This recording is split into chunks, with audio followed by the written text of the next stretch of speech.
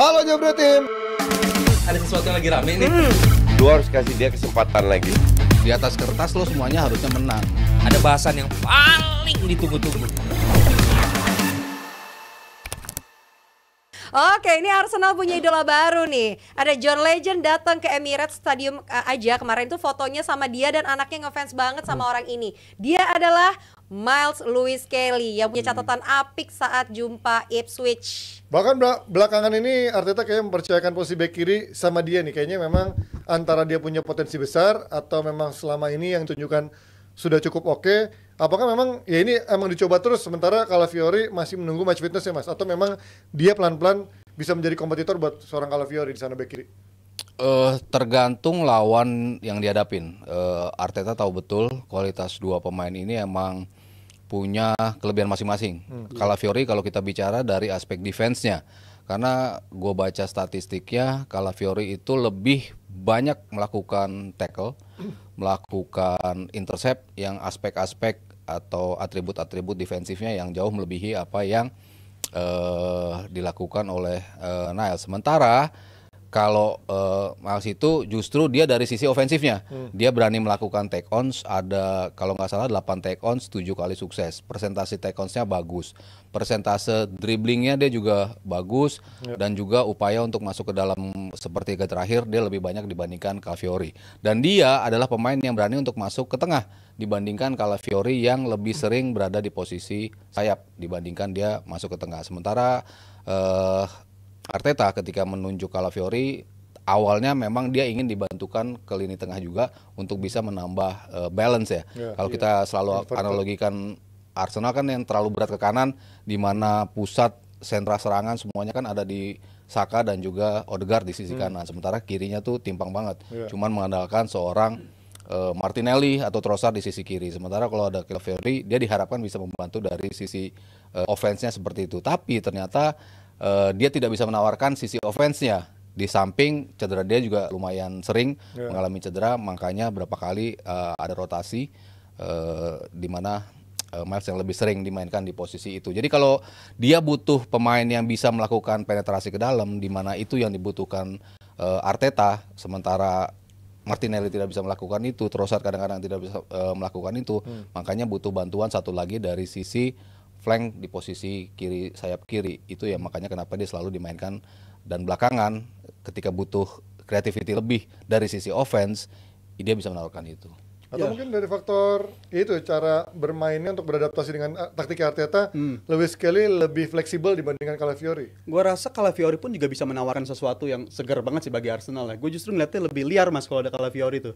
Pergerakan dia tunjukin di Italia pun juga begitu kan. Kadang dia start di kiri, Arteta kan tapi jarang dia suka lebih main yang liar begitu kan. Tapi Arteta kan lebih rigid ya. Lebih Itu berat lebih di rigid, wings-nya. lebih stay di posisi masing-masing ngejalanin. Dan kalau Calafiori makanya lebih liar. Itu menawarin aspek baru sih. Bahkan juga pernah golin juga lawan City ya dari luar kotak penalti tembakan. Tapi apa yang ditawarkan oleh Lewis Kelly jelas sesuatu yang segar banget menurut gua. Dia berani megang bola, nguasain bolanya kuat, walaupun gua masih belum yakin kalau dia dites sama lawan-lawan yang winger-wingernya macam yang lebih top 10 di atas, gua nggak ngerasa dia bakal bisa ngelanjutin performa kayak Ipswich gitu. Karena gue inget ketika Liverpool datang ke Emirates, bek kirinya juga dia. Habis itu nggak bisa ngadang salah lah waktu itu di match tersebut. Jadi gue rasa kalau lawan-lawan yang 10 di atas gue rasa bakal kesulitan.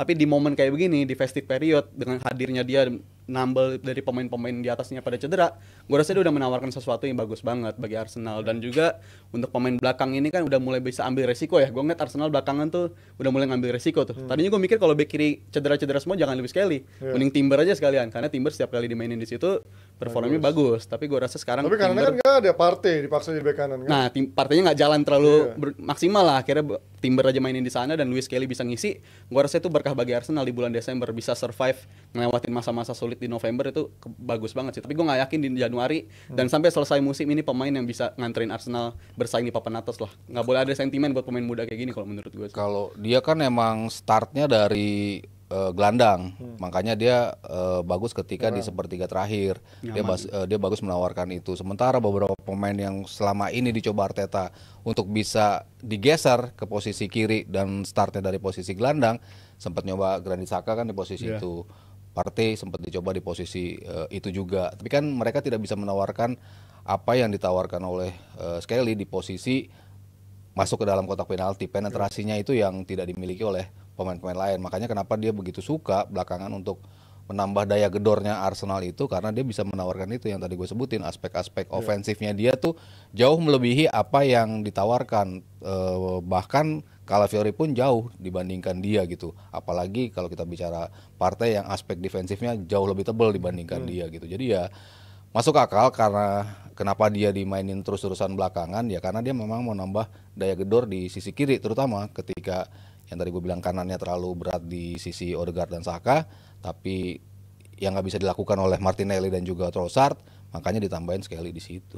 Tapi dari sisi efektivitasnya justru kemarin Ipswich nggak begitu kelihatan, dan akhirnya lewat gol Havertz yang menurut gue ya itu gol-gol yang menurut gue harusnya dia bisa lebih daripada gol-gol seperti itu untuk Arsenal yang dari sisi permainannya udah oke, sistemnya udah jalan, tapi dia butuh gol seperti itu untuk bisa menyegel kemenangan. Menurut lo apakah memang dia benar-benar butuh Januari ini, lusa udah ganti tahun, apakah benar dia harus buka rekeningnya untuk beli transfer buat beli striker baru? Nambah sih gue rasa kalau emang mereka ambisius untuk ngejar juara, ya harusnya ngejar. Tapi dalam 1 bulan terakhir, Gabjes nih nunjukin performa yang agak meningkat gini. Tapi kan agak meningkat itu konsistensinya masih dicari kan. Tapi nggak cukup. Havertz juga begitu kan, 5 pertandingan itu hilang lagi. Ada periode dengan golin, bisa diharapkan, oh masalah udah selesai nih kayaknya, nggak perlu beli striker lagi, tapi ternyata hilang lagi. Dan gue rasa itu nggak boleh dihadapin lagi sama Arsenal di musim ini, karena mengingat standar 2 musim lalu dan musim lalu pun juga udah mulai tinggi ya Arsenal ya, dimana dia musim selalu bisa di atas 80 poin, hampir selalu jadi juara, tapi ya nggak cukup gitu untuk jadi juara. Dan gue rasa apabila mereka Januari memutuskan untuk bergerak datengin pemain depan, itu bakal jadi hal positif banget bagi mereka. Dan masalah Arsenal juga banyak banget di musim ini kalau gue bilang, ketika mereka udah unggul 1-0 atau 2-1 sekalipun, mereka nggak nyari gol selanjutnya gitu. Nyari sih nyari, tapi nggak bisa nambah. Dari segi efektivitas bener-bener nggak terlalu tajam-tajam banget, dan gue rasa itu bisa jadi masalah apabila di musim ini kayak begitu terus. Karena lu Ipswich pun juga menit-menit akhir itu mulai dapat momentum sebenarnya ketika datang ke Arsenal di Emirates dan unggul 1-0 tuh menurut gue bukan keunggulan yang bisa sustain lah kalau lu main sampai akhir musim kayak begini bagi Arsenal tanpa ambil resiko lebih menurut gue. Dengan Saka cedera katanya sampai Maret, itu bener nggak update terbaru? Itu apakah mengubur harapan Arsenal untuk akhirnya menjadi yaudah lo harus lupain lagi musim ini, kecuali lo beli striker yang bisa menjadi game changer? Iya, yang tadi gue bilang gimana mereka rely on Saka, dan dia ngebuktiin di musim ini dengan kontribusi 22 gol, 9 gol, 13 assist. Ini kan bukti bahwa ini pemain yang sangat penting bagi Arsenal. Dan di setiap musimnya dia ngebuktiin bahwa emang dia pemain yang reliable, yang jarang mengalami cedera gitu. Tapi ternyata takes its toll di musim ini, dia mengalami cedera yang belum sembuh, dipaksakan bermain, akhirnya harus dioperasi. Setelah dioperasi, makanya baru di Maret kabarnya dia bisa mendapatkan itu. Sementara di laga-laga itu ada derby lawan derby lawan Tottenham ya? Kalau nggak salah ada beberapa laga-laga penting lah. Tottenham lawan MU di FA Cup. FA ketemu Januari. FA, lalu ada laga melawan satu lagi tim besar juga lah. Pokoknya ada 3 tim yang masih berat-berat yang akan ditemui oleh Arsenal. Tanpa Saka jelas berat sih menurut gue ya, karena kita kehilangan Odegaard atau Arsenal kehilangan Odegaard itu masih bisa ditambal sedikit oleh peran dari Saka. Emang kalau kombinasi itu ada dua-duanya, ya Arsenal jelas punya creativity yang jauh lebih baik dibandingkan tidak ada Odegaard gitu. Cuman kalau begitu lo nggak ada Saka, ya lo kehilangan pemain yang bisa memberikan assist, lo kehilangan pemain yang bisa menjadi pembeda dengan gol-gol yang dia ciptain, sehingga menurut gue menjadi pukulan berat ya ketika Arsenal nggak punya Saka hingga bulan Maret. Jelas lo tadi tanya butuh tambahan striker, menjadi lebih wajib. Kalau tadinya ada Saka aja mereka butuh pemain yang bisa melakukan itu, tapi ketika nggak ada, ya lo berarti akan rely on Gabriel Jesus, mungkin akan digeser ke kanan yang dia biasa melakukan itu bersama Manchester City di musim terakhirnya. Lalu di depannya ya balik lagi si Havertz lagi yang menjadi pemain di situ. Ya jelas beberapa pertandingan mungkin mereka bisa kontribut gol gitu, tapi kalau rely sampai Maret terus-terusan tiap pekan ditambah nanti Liga Champions udah mulai lagi, kayaknya berat sih Arsenal kalau nggak nambah pemain. Ya ini artinya akan membuat Arsenal harapannya bukan lagi sebagai title contender, tapi apakah dia bisa bertahan di peringkat 2 atau justru akan sekarang diincar oleh kompetitor barunya, ada Chelsea di sana atau mungkin City yang juga perlahan-lahan mulai mendekati papan atas, dan kemarin baru saja kembali ke track kemenangan dengan kemenangan 2 gol dari Savinho dan juga Haaland, dan Savinho mencetak gol perdananya butuh belasan pertandingan, 18 pertandingan untuk nyetak gol dari seorang Savinho. Apakah ini karena pemain dari hasil nepotisme dari Girona sama akademi bukan akademi, sama perusahaan, atau memang dia datang di saat yang memang City-nya pun lagi transisi gitu. Transisi ke butuh regenerasi lah lebih tepatnya. Di fase transisi, dan biasanya City kan tiap kali ngelakuin rotasi pemainnya tuh selalu bisa ngisi performa yang bagus gitu. Foden lagi off, diganti sama pemain cadangannya, pemainnya bisa perform. Tapi itu yang nggak terjadi bagi City di musim ini. Dan gue rasa Savinho di musim ini pun dari game pertama di Community Shield lawan MU, gue ngeliat dia bisa nawarin sesuatu yang bagus gitu. Tiap dia main tuh selalu bagus, tapi yang kurang ya itu end product dia nggak ada. Dia nggak bisa ngegolin, dia nggak bisa assist juga. Dia berkali-kali mainnya bagus. Bahkan gue beberapa kali ngeliat ini kok mirip banget kayak Mahrez gitu cara mainnya, teknik-teknik dia capping bolanya tuh mirip Mahrez, tapi nggak ada end produknya. Dan terbukti akhirnya di momen lawan Leicester ternyata bisa ngelakuin itu. Dan gue rasa kalau dia dapat momen-momen kayak begini terus, kepercayaan diri udah dapat, gue rasa City udah nemuin jawabannya sih. Karena di match lawan Leicester mempercayakan ke pemain muda nggak salah kok, ternyata dia mainin si Savinho. Apakah karena lawan Leicester juga? Leicester tapi mainnya kan oke kemarin Mas. Di babak kedua pun mereka sih berani banget kan mainin bolanya, dan McAtee bisa jadi solusi sih karena lagi-lagi lawan MU di Community Shield juga gue ngeliatnya mainnya bagus gitu. Tapi sampai sejauh ini Guardiola terlalu memaksakan pemain-pemainnya yang udah tergerus usianya, itu gue rasa makin capek juga para pemain. Dan pemain muda ini gue rasa bisa ngasih penyegaran macam McAtee, dan Rico Lewis mainin di posisi asli dia aja lah, nggak usah dimain-mainin lagi sebagai gelandang, karena terbukti sampai sejauh ini City kesulitan tiap kali dia main sebagai gelandang musim ini. Setuju Mas, dengan mainkan main muda seperti Rico Lewis, McAtee bisa jadi solusi ke depannya. Di saat lagi krisis, semua pemain lagi underperform lah. Ya mau nggak mau ya, lo nggak punya privilege untuk bisa memainkan pemain lo terus-terusan, lo mesti mirip. Bahkan Kevin De Bruyne aja nggak bisa lo maksimalin sebelum lo pasti dia ada di 100% gitu, di 70, di 80, relapnya tuh amat mungkin terjadi. Dan berapa makanya Guardiola betul-betul mirip dia sampai 100% baru dia dimainin. Emang nggak punya pilihan untuk tidak memainkan muda lo. Dan dua pemain ini menurut gue yang dari musim lalu mungkin mereka bisa main inti walaupun week in week out ya. Rico Lewis pilihannya nggak ada lagi ya, dulu atau musim sebelum cedera mungkin Oscar Bob harus promosi karena ini kan tipe pemain yang bisa one on one, bisa dribbling bagus, bisa masuk ke penalti yang bagus, tak punya kemewahan untuk bisa memakainya. Ujung-ujungnya Rico Lewis lagi yang dipakai bek kanan. Gue dibandingkan Walker, mungkin kalau kesini gue lebih percaya Rico Lewis gitu loh dibandingkan Walker, yang menurut gue udah menjadi titik lemah dari City dalam beberapa pertandingan ke belakang ya. Terutama dalam rentetan pertandingan di mana dia mengalami kekalahan terus-terusan. Sumber petaka dari City itu justru datang dari posisi Walker, yang gue bilang bukan dia yang dilewatin ya, tapi karena dia punya kecepatan yang luar biasa. Tapi ketika crossing datang dia selalu telat untuk bisa nutup. Itu berulang kali gue bicarakan di DPI, itu menjadi salah satu titik lemah. Makanya kenapa selain nggak fitnya Walker, ya mungkin Pep Guardiola juga udah ngeliat bahwa gue butuh penyegaran di sisi kanan. Makanya Rico Lewis belakangan terus diberi kepercayaan di situ. Untuk posisi itu mungkin dia bisa menambal ya posisi tersebut. Sementara kalau McAtee mungkin baru 30 menit atau 20 menit kontribusi yang bisa dia berikan gitu. Tapi kalau kita bicara 90 menit, ya dia juga bukan sosok yang bisa ngebantu City berada di level tertinggi sih. Ya, tapi secara permainan menurut kalian apakah dia sudah dalam level, udah kembali ke permainan City, walaupun mungkin masih beberapa pemain belum absen karena belum balik lagi karena kita lihat back-backnya aja kan udah banyak yang cedera juga.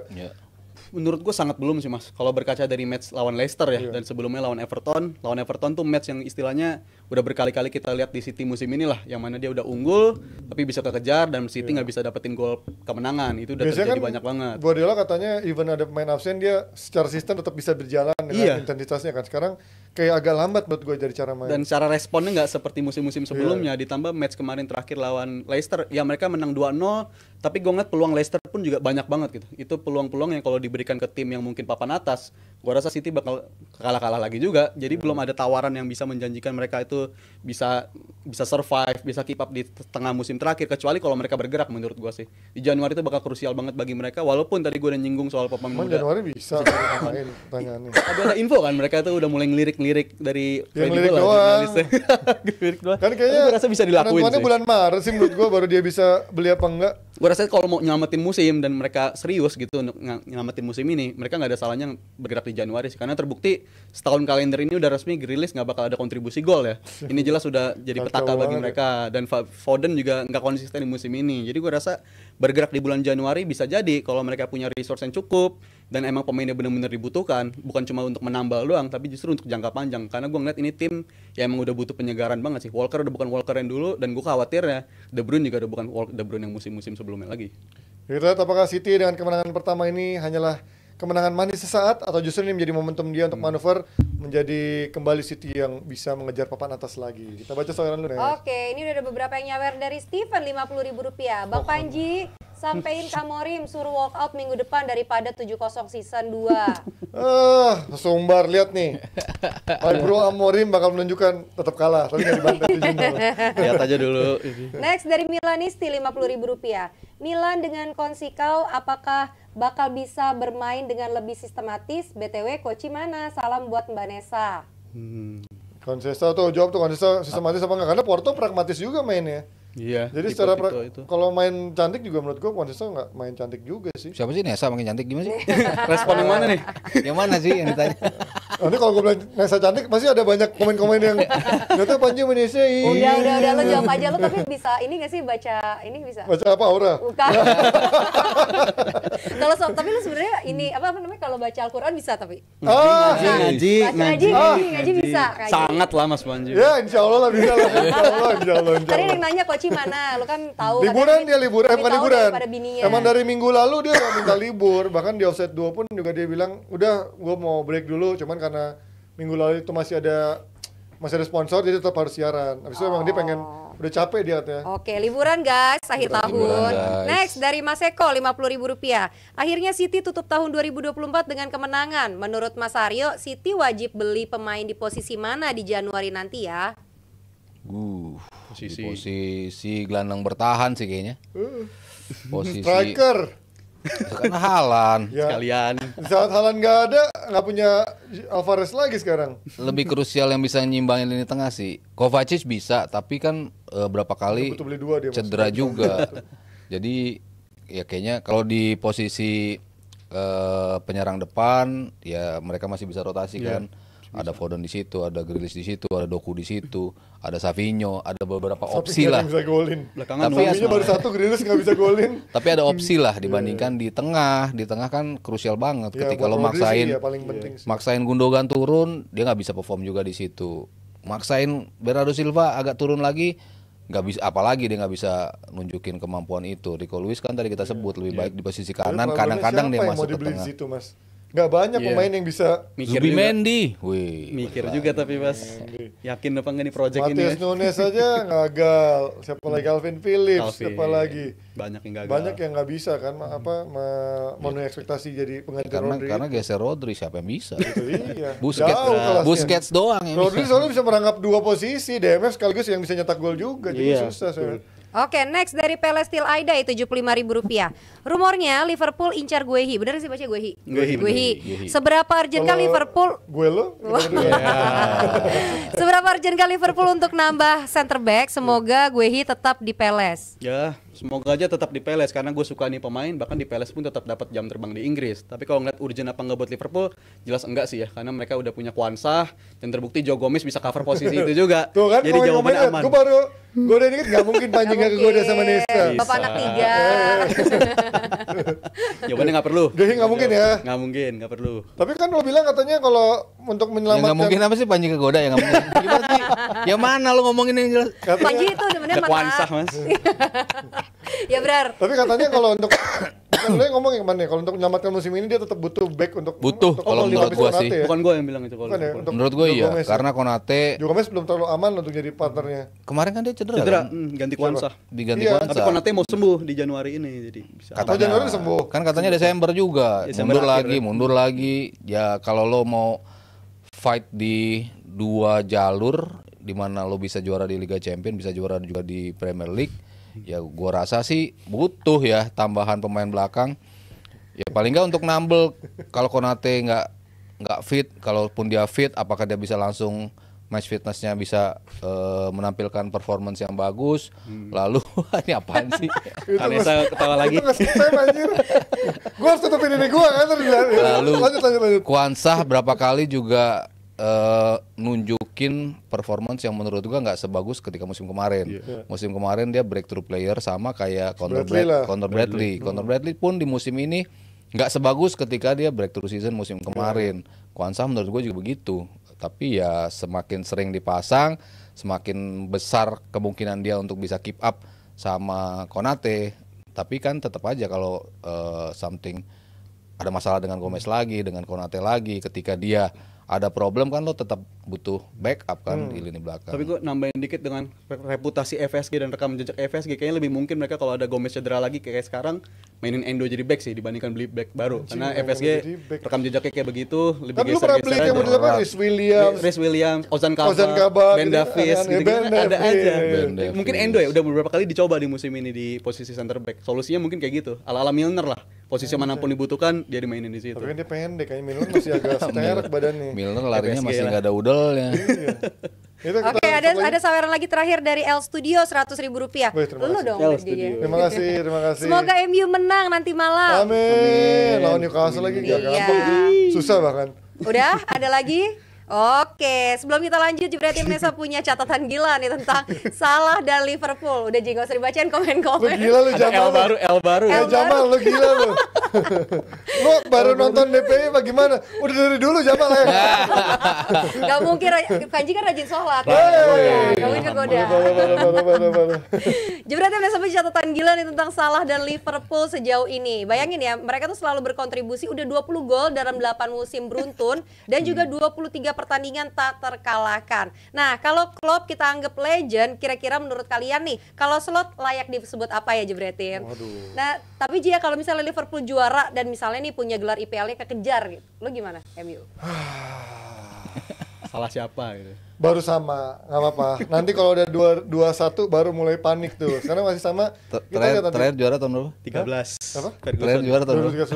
2015. Udah mau 12 tahun loh. Iya. Nah, tapi kan Liverpool butuh 30 tahun, Mas. Jadi Nggak, ya, udah. Tapi kan MU super enggak super di Premier League. Nggak curang aja lu Liverpool zaman 30 butuh tahun 30 nggak ada Instagram, nggak ada TikTok, nggak ada Twitter. Jadi nggak dibully. Tapi ya gue jauh lah 10 tahun lagi kayaknya. Ya itu ya. Tapi kalau gue lihat dari Liverpool sekarang nih emang nggak tahu, semuanya lagi angin lagi ke sana. Nggak cuma dari pelatihnya, pemain lagi pada perform semua, sistemnya nyetel, bahkan secara mental udah kelihatan nih mental juaranya kelihatan di saat mereka kartu merah, di saat lagi ketinggalan, di saat mereka bereaksi.